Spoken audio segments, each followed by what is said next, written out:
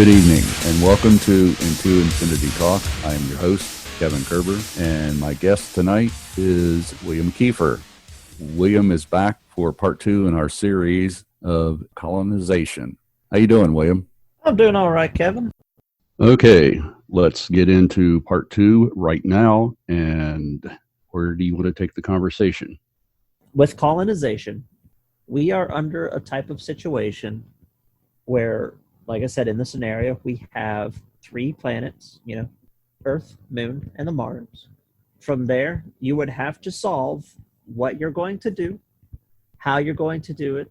Are you going to have some sort of a space console? Are you going to have a quote-unquote empire and have like one massive, state, even if it's not like one person, but it's still quote-unquote an empire even if it's one state or one city still making, and it's a quote-unquote diplomatic, but if it's still super concentrated in one area, it would still be quote-unquote more of an imperium.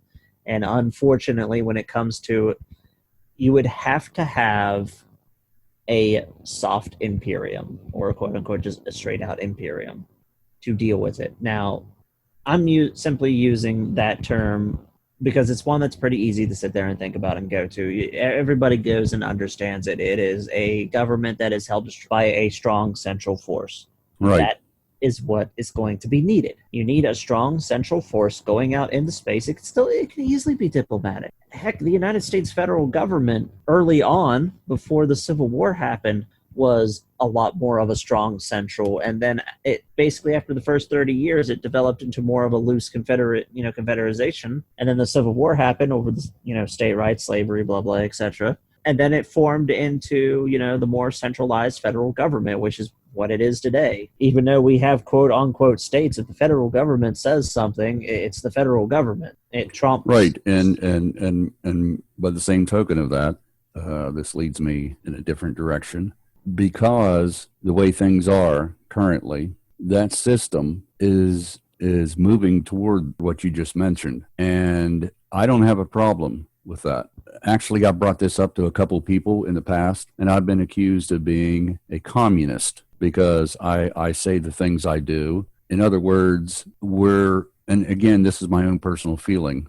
I may be wrong. I may be 100% right. I don't know. But you have to go on a feeling, and I don't think we're going to go back 100% the way we did things before. And I'm okay with that because I'm looking to the future. That's how we're going to get out there. You cannot go to space with one country, pitted against another country. There was a famous scene in the film 2010, the sequel to 2001, A Space Odyssey, when it dealt with the Russians and the Americans. And those Americans found out that the Russians were going to get to the Discovery before they had Discovery 2 built.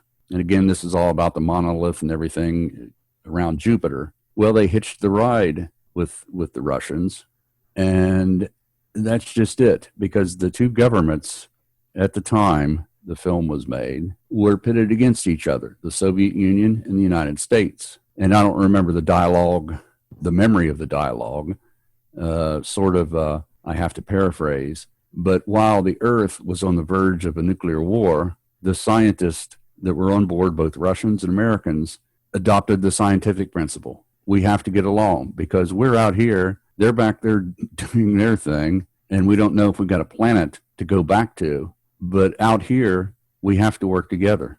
The problem with that is, with a lot of people, they don't accept that. They want to go back to the old way of, this is my opinion, and if you don't agree with my opinion, then we're going to fight and argue. You can't go to the stars like that, and they're going to have a problem with it. Nope, and I can't agree more with you when it comes to that. I don't like when people sit there and be, oh, it's a communist view, because it's like, no, that is not. A strong central state is definitely not a communist view. It really bothers me when they go and say that. A communist view is really all the people are absolutely equal when it comes to it, and there is no actual main state. That is what true communism is. Sorry to go and say for people who are like, oh, that's not communism. What we viewed in the Soviet Union was socialism. Plain and simple, that's all I'm going to go and say about it. When it comes to moving out into space, Even right there, getting into small minor rants like that is enough to spark major conflicts, major arguments. And just think about it. If a couple thousand of us have a hard time getting along with one another, get into a massive argument, and decide to get into a little scuffle, like it's been proven time and time again, and go off and sit in their own little camps, it's going to set everything back. You're going to have arguments, you're going to have conflicts, and all of that effort that you throw in, terraform, etc. Yeah, you've just went under the giant undertaking. You've got the moon, you've got Mars, you have people going in, but it's going to complicate it so much more. Another way of looking at that is, I mentioned some people are going to have a hard time with this. They will. I won't. And my reasoning is and again, it's not about change, because people have to change whether they want to or not over any given period of time. Some do it willingly, others not so much. Over a period of time, things change. And here's a theoretical. I'll throw another theoretical out. If at some point in our future, before we even go to terraform the moon or Mars, we have some kind of a contact with an alien civilization, Kevin's not going to have a problem with that. Some people will. It could spark riots, civil unrest, and it's going to challenge people's belief systems too. But the way I look at it, we're all part of the universe. We're all connected. Whether that life is in our own Milky Way galaxy or in Andromeda or somewhere else in the universe, we're all connected. Precisely. And that makes me accept, if that's what it's going to be, change. Because right now we're innocent. We're still innocent. And it's people with talk shows, podcasts all over this planet that are talking about the age-old question, are we alone in the universe? And it doesn't have to do with, hey, we found aliens here. We've seen things in the skies. I've seen things in the skies I can't explain. Does that mean they come from outer space? Not necessarily. Maybe another dimension. And I kind of steer that way. And I don't know what I saw, but I saw something, and nobody can take that away from me.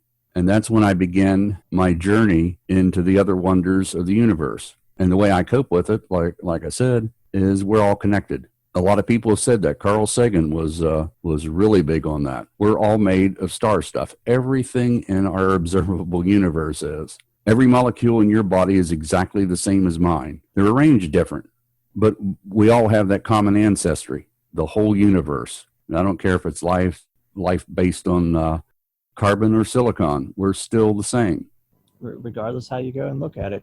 Now, before we leave everybody, I will go and say, even though it does sound like a little bit of, well, either way you look at it, it is a little bit of a ranty, but a little bit of, oh, hey, we can't cooperate and do so. I want to end people on a little bit of a history lesson.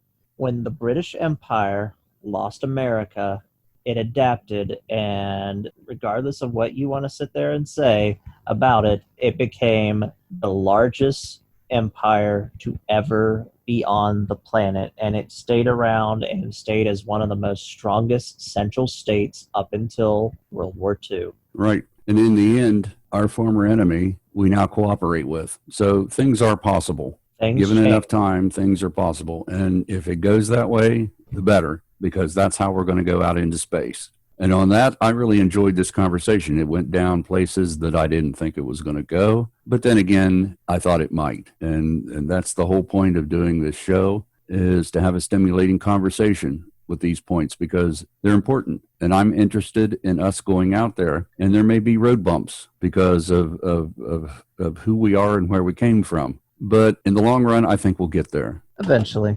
Even if you have to take everybody kicking and screaming, eventually you will. Right. Like I say, I don't do politics. I don't do Republican and independent and Democrats fighting among each other, because that doesn't solve anything. I'll do conspiracies of politics. And this is sort of not really a conspiracy.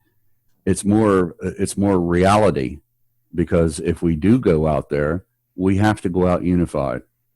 Even though in our better nature, we're going to have bumps in the road. It's reality. One of the reasons, like I said, I brought up, people who like Games Workshop and etc.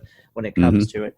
when you get past the ridiculousness, freaking demons that will try to break into your ship and rape you and murder you and do some weird things with your entrails that should not be mentioned on the air. Right. The society that Earth has formed into this giant, massive imperium, like when some people will be, oh, that's fashion, but whenever you actually look into it, each and every single one of the planets are free to govern themselves any way they feel like, as long as they are paying the imperial tithe. Right. Which is basically just the resources needed to keep humanity living as a And species. that's the basic model. That's how we have to do. That's how we have to do it. But like I said, we're living so much. Even though we're in a paradigm shift, there's still tentacles that tie us to the old world, and that's what it is. That's the old world. This is the new world. And my hope is that we come out on the other side, the better for it. And again, we're not perfect. We're humans. We're not perfect.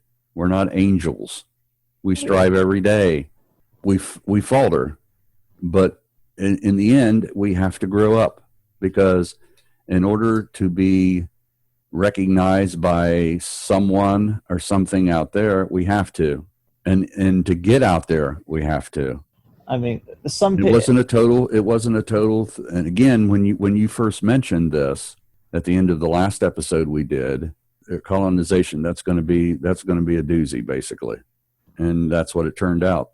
Yeah, and that's what I was meaning about it, because one of the things that I knew I was going to go to it. I didn't know like how far we were going to go into it. Of course, we went quite appropriate into it. I touched on... I just keying off of what you were saying, and I was thinking, where is he going with this? Okay, he's got us out here now. Oh, we got Mars and we got the moon. Now we got the Earth. Oh, we have a problem. And that problem is where you just went brilliantly right in that direction, was especially Earth thinking, okay, we got the moon, we got the Mars. Okay, we sent the stuff out there. We own them. But by the time this happens, and again, like you said, several hundred years after the initial planning, or we're going to do this as a species, some of those people, and again, they'll have sizable populations, especially when you're talking about Mars. And again, it's not going to be at the same time as the moon. This is all incrementally, but it'll arrive at a point, assuming we don't extinguish ourselves here on this planet. And the only good thing about that, we would probably have Mars, maybe the moon, but that's just the way it goes. When you look at this, and I fully attended, because whenever I said to Mars, because one of the things that whenever I was going, because if you noticed, I hit all the main bases that I could possibly say about Mars whenever I did the moon. The whole point of doing Mars was to go into the giant paradigm shift. Personally, I do not believe, and this might be a bit of a conservative, but I do not believe that a massive, problem keeping the moon in line with, the views of whatever Earth happens to be would be much of a problem. But when it comes to Mars, even if it's a matter of we get traveled down to a few weeks, it will be a situation to maintain that. Getting it. Plus, you could visually go outside and look at Mars, and they can see. Well, you've seen the pictures. The Earth from the surface of Mars. Screw them. They're just a little dot. They just look like another star. What do they know? They don't live out here. Precisely. Whereas the moon, like you said, you can go out and have a picnic or go out and gaze at the stars at night, and there's the moon, and all of a sudden it's got oceans on it. That's us. We're connected. They're every bit as connected to the Earth as they are their new home. And visits, you may have family members living on the moon, and you decide to stay here on Earth. I mean, it'll be even closer knit. But Mars, that's different. And totally different. And as you move out from Mars, it becomes more of a situation. But again, we don't know how this is going to go down. But right now, in this specific time, with it again, a lot of people refer to this as a pandemic. I refer to it as a massive paradigm shift, because people are not acting like they did before. Nope, it's already gone and switched. And I think there was a few. Well, they even said this: if there's a vaccine for it, or some kind of a cure, even after that, and again, people are still not going to go out and be as comfortable. Right, for a right. good while afterwards. And they talked about that there's a couple of companies now vying with the airline industry about social distancing when you sit on a plane. Now, I've been in a plane. It's like what it is. It's a sardine can. Even though the simplest way to put people into a plane with existing seating is this company has come up with a shield that attaches to the chair, so the person to the left and right of you, you can see them. But if you hack and cough, you don't have to wear a mask. You'll be enclosed within that shield. And people at some point are going to say, wait a minute, I took a vaccine for this. I don't have it anymore. Why am I doing this? So it's almost like they're training people to do things differently. Precisely. And I mean, some people will be like, oh, that's not a good thing. No, it's a perfect thing because you don't fully eliminate conflict, but you bring it down more than 1 or 2 notches. Precisely. And that's how we need to be when we go out there. You cannot take this kind of baggage that we have on this planet out there. It's not going to work. Especially, like you said, the moon is one thing. Mars and anything after that's different. Even if the travel time's a year out and a year back, even like you said, even if they reduce it by a few weeks, it's that distance and that comfortable zone that we're out here. We can do what we want. We don't have to always report. And there'll be people, like you said, and there'll be several people get together and they'll form an opinion. Screw Earth. We're going to do this our way. We don't need them. Just talking about colonization without bringing this. And I don't know if this is unique, but I've never heard it really spoken like this. Have you? I mean, I've heard it, of course, with myself, but I haven't heard other people. And again, they take the one angle. They don't want to go there, but we could have done this whole thing. Yeah, we just straight scientific way of doing it. There is a certain thing that, like I said, you get out to Mars, man, you're going to have problems. You're going to have problems, not with us, but with Mars. Mars is going to look at themselves as a self-sustaining colony. And, we don't have to take orders from Earth anymore. Does that mean we're going to have a truly war of the worlds situation? Maybe. But it's a lot harder to keep tabs on something that's further away. The further you express, it's like the Roman Empire. The bigger it got, the more it got to the point, how do we sustain this? We can't be every place at the same time. Whenever you bring up the Roman Empire, etc., going into it, that one there, it's always interesting because take a look at the extent of the Roman Empire. And at the time for travel, you could get across the entire empire within a month. And if you were a proper army marching at a speed march, you could get across in a couple weeks. I think the fastest that I've read is that the Germanic legions were able to get down into Syria within a couple weeks if they were on a full-scale march, and they were ready for it. Your average citizen could do it within a month. Now, just take a look at how hard they had. They had plenty of rebellions, but take a look at, you always hear about all these different things, but the Roman Empire at its height lasted roughly 300 years at its maximum extent before it started to collapse and crumble. And as a civilization itself, 2,000 years. So you can do it. It will eventually decay, etc., just like anything else. But I like to use, the reason why I didn't say Rome is because you didn't take a look at that. I like to use the British Empire. You can use Great Britain itself as the analogy for Earth, and then everywhere it else went, because for it to interact with anybody else, it had to do through the Navy. Right. It couldn't just walk there. So it's a better analogy for it. And, like I said, the British Empire, when we left after the American Revolution, they had a significant blow to their empire. All they had left were the small holdings that they had in Canada at the time. Because remember, Canada was the giant waft that it was. It was mostly it was mostly just on the colonies and on the coastline, and then some and around the Great Lakes was basically it at the time. So you had just the vast majority of your empire declare independence and leave. They adapted, became a little bit stronger on the terms of its central authority, and then moved on and formed the largest empire on the planet. And it wasn't really challenged that. Well, look at look at things earlier in British history. We're on an island, and we'll tell Scotland what to do. Yeah. Until the Scottish finally said, screw this. We like the French. And and again, it's not just about William Wallace. Somebody would have come, because when you live under a system like that, and you look up, like, they're telling us what to do. We don't need to be told what to do. We'll give you some land and a title and everything, and that'll keep you shut up. But not everybody was a noble. The common man had to scrape out a meager existence, and they were all looking back at the king and the king's policies. And it's not just around that period, but that's how that empire was built, and they suffered a significant blow there. But like you said, when the United States decided to do it, it's a different ball game.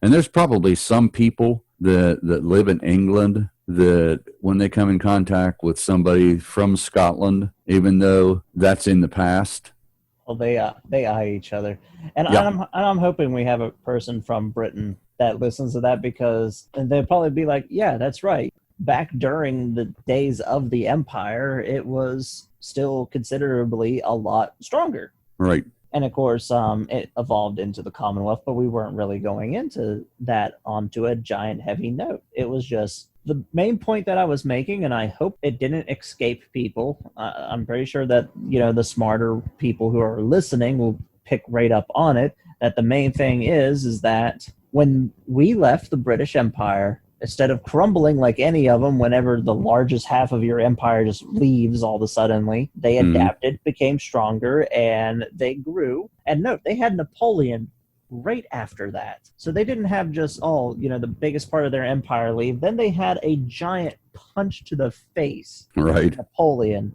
And then they came back and socked him a good one too, and knocked over France, their oldest, and at the time was considered still the strongest land military. And this is whenever the paradigm switch between France and Britain became solidified. It was already, kind of there whenever the French and Indian War happened. And then they were like, Britain was mainly lucky that they managed to win because of the American colonies. And it was when Napoleon happened and then they defeated it. It was like, no, Britain has taken over. Right.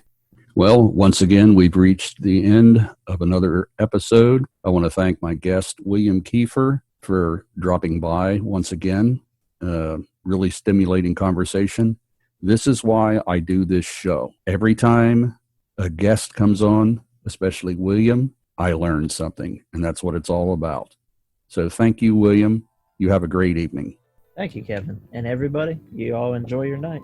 And with that, another episode is done. I want to thank everybody for their continued support of the show, and we'll see you again next week. And guess what? I'm out of here.